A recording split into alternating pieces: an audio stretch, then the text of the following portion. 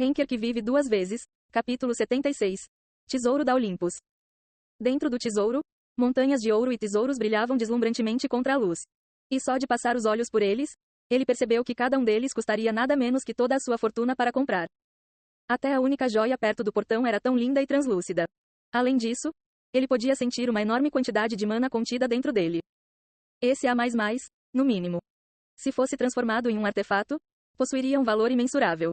E o tesouro estava cheio de tesouros celestiais como aquele, despertando sua ganância. Depois de conseguir saciar seu desejo, Yon-Woo estava prestes a apressar seu passo em direção ao tesouro. Ah, antes de você ir, tenho uma pergunta para lhe fazer. Mas ele foi interrompido pela observação repentina de Hermes. Você estaria interessado em levar isso? Hermes perguntou com um sorriso brincalhão no rosto enquanto apontava para os artefatos em seu corpo, seu elmo, Pegasus, suas sandálias, talaria e seu cajado, Caduceu. Todos eram artefatos que simbolizavam o deus das viagens, Hermes. É constrangedor dizer isso, mas posso garantir que estes também são alguns dos melhores do gênero. Se você deseja levar um dos meus artefatos, também ordenarei você como meu apóstolo. Foi uma oferta chocante que teria agitado toda a torre se a notícia chegasse aos ouvidos de outra pessoa. Pelo que Yon-Woo sabia, Deus na Terra era mais como um ser conceitual.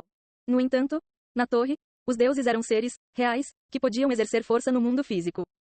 Como tal, as divindades na torre possuíam um poder incomparável aos jogadores, e havia vários grupos religiosos que adoravam essas divindades. Um dos 8 clãs, Exército do Diabo, era um exemplo bem conhecido de um clã que consistia apenas dos referidos adoradores. E os jogadores no auge desses grupos religiosos eram conhecidos como apóstolos. Eles eram os mensageiros, os profetas e também os avatares do seu Deus. E graças a serem dotados das habilidades de seus deuses, os apóstolos também foram capazes de se estabelecer na torre como líderes. Dizia-se que eles estavam ombro a ombro com os lordes, que exercem uma tremenda influência sobre a torre com seus grandes seguidores, ou com super-humanos, exércitos de um homem só que se treinaram para exceder os limites do corpo humano e ganharam habilidades sobre-humanas. E agora, Hermes estava oferecendo tal posição para Yon-Woo. Hermes era um dos Dodecateon, as 12 principais divindades do Olimpo. Entre várias divindades neste mundo, ele era definitivamente um dos mais fortes. Ser o apóstolo de um deus como ele lhe daria vantagens além de sua imaginação. Além disso, Pegasus, Talaria ou Caduceus, qualquer um deles pode ser tão bom quanto Aegis, dependendo da situação. E além do poder que receberia por ser apóstolo, poderia ser ainda melhor do que tomar Astrape. No entanto, Yon-Woo balançou a cabeça calmamente mais uma vez. Desculpe, receio não poder aceitar sua oferta. Porque não posso me deixar amarrar. Era o credo que ele manteve em mente desde o início. Sorriso asterisco. Eu vejo, suponho que esse seja o seu caminho. Embora um mero mortal tivesse rejeitado sua oferta, em vez de ficar ofendido, Hermes deu um sorriso gentil como se já esperasse por isso. Este é o meu caminho?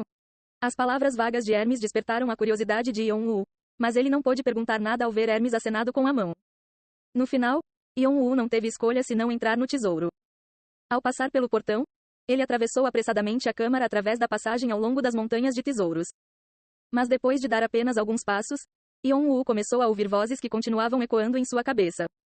Ei, leve-me. Não, não dê ouvidos a isso. Eu sou quem você precisa.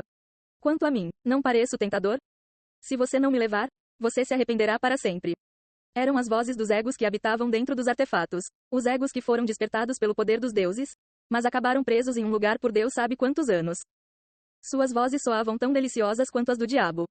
Mas Yon-Woo conseguiu desconsiderar suas vozes e avançar mais para dentro do tesouro. Avaliação falhou. Avaliação falhou. Avaliação bem-sucedida. A proficiência da habilidade, Olhos Dracônicos, aumentou. Draconic Eyes, foi atualizado. Agora você tem permissão para espiar a verdade de mais coisas no mundo. Assim que a mensagem apareceu, Yon-Woo foi bombardeado com uma tonelada de informações. Ele recebeu a história de fundo e até mesmo os segredos que os artefatos guardavam. A maior parte das informações ainda permanecia inacessível, mas mesmo visualizando-as, ele poderia aumentar sua proficiência. Yon-Woo teve que passar por várias câmaras antes de chegar à câmara final. A câmara onde repousavam as armas do Dodecateon. Ranger asterisco.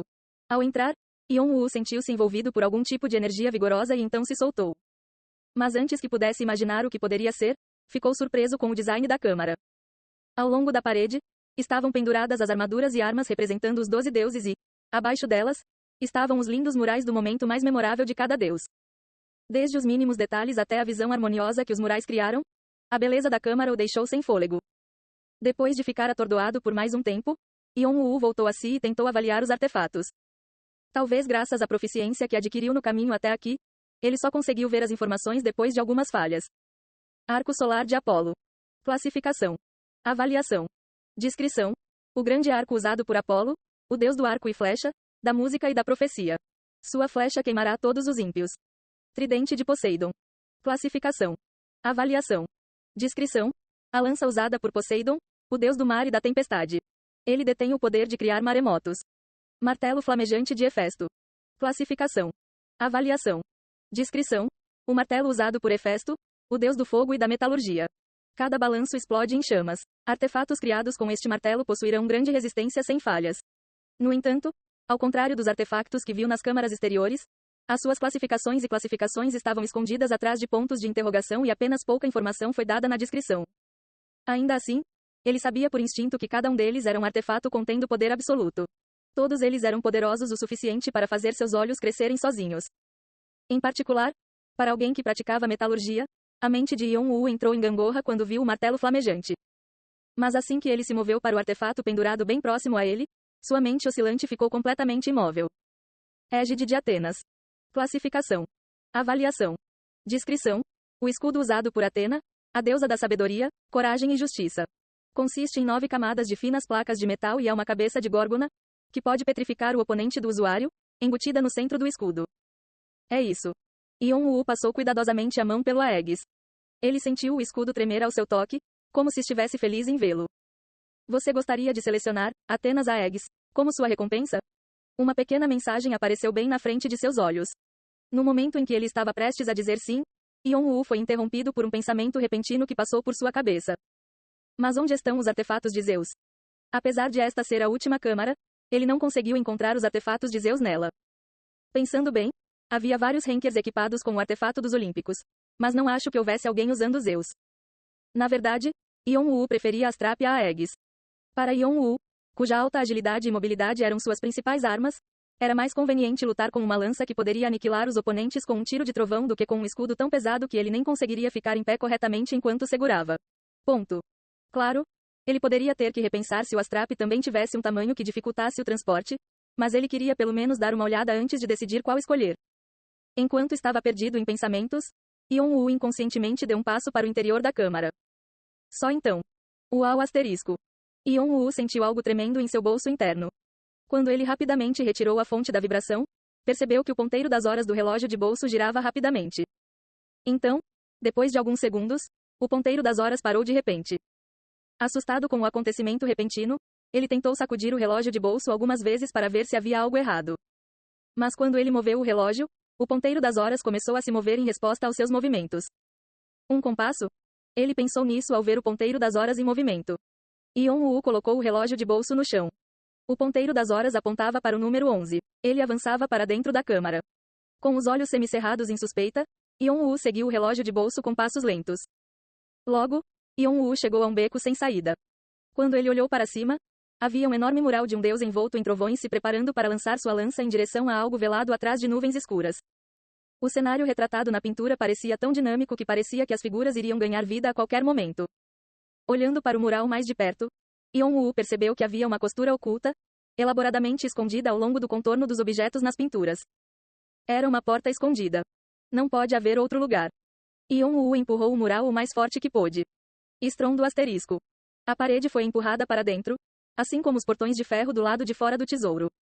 Além da parede, uma pequena sala de cerca de 10 pyong foi revelada, TL, cerca de 30 metros quadrados. Mas, ao contrário da outra câmara, esta sala estava repleta de murais pertencentes aos mitos de Zeus em todos os lados da sala, incluindo o chão e o teto. Também estava cheio de armas e armaduras ainda mais majestosas que os artefatos dos outros deuses. Esta deve ser a câmara de Zeus. Como um homem possuído, Yon-Woo atravessou a sala, deixando para trás todos os outros artefatos, e foi direto para o altar localizado do outro lado da sala. Um fogo amarelo ardia intensamente nos braseiros de bronze colocados em ambos os lados. No meio, havia uma estátua de Zeus sentado em seu trono com os olhos fechados, e em seu colo havia uma lança amarela profunda que parecia ter pelo menos 3 metros de comprimento. Sua superfície estava coberta de faíscas elétricas, criando uma vista ainda mais majestosa. Ele nem precisou avaliar para saber o que era. Astrap. Aqui estava a mesma arma usada por Zeus em sua batalha contra seu pai, Cronos, e os outros titãs. É isso, não preciso de mais nada. Seus instintos continuavam lhe dizendo que tinha que ser isso. Égide, Talária, martelo de chamas, ele não precisava de nada disso. Os outros artefatos dos 12 deuses ou mesmo todos os tesouros guardados no tesouro do Olimpo não eram páreo para esta única peça de arma. Foi assim que Astrap causou grande impacto em Yon-Woo. E ele também podia entender por que um artefato tão grande nunca apareceu em toda a história da torre. Porque estava em um lugar tão profundo e bem escondido dentro do tesouro. O próprio Yon-Woo nunca teria sido capaz de encontrá-lo sem a ajuda do diário de seu irmão e do relógio de bolso. Espere um segundo. Como o relógio encontrou a localização desta sala? Yon-Woo estava absorto em seus pensamentos enquanto examinava o relógio de bolso. Ele estava ignorando todos os detalhes relacionados a este relógio de bolso, presumindo que fossem características ocultas que seu irmão havia deixado nele, simplesmente porque não tinha a capacidade de revelar seus segredos.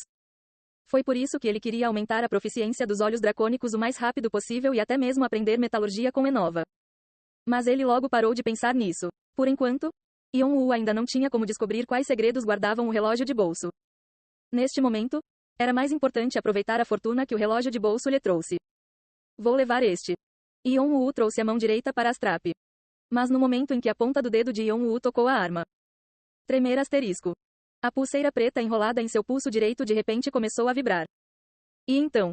Asterisco FSHSH asterisco. Astrap se desintegrou em pó.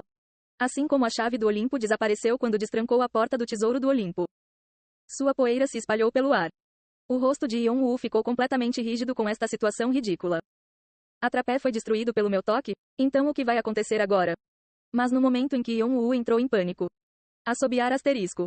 Com uma rajada de vento, as partículas espalhadas de Astrap começaram a voar em direção ao pulseira negra. Uau asterisco. A pulseira negra emanava uma aura negra, e a aura se espalhou pelo espaço circundante como se fosse cobrir o mundo inteiro com sua escuridão. Então. Chocalho Clank asterisco. As partículas amarelas que tocavam a aura eram tingidas de preto, trazidas em direção à pulseira e conectadas formando uma longa corrente. E quando a corrente assimilou todas as partículas, ela começou a se enrolar no braço direito de Yon-Woo como uma cobra. Asterisco Clang asterisco. Finalmente, com o toque alto e claro de uma campainha, o processo terminou.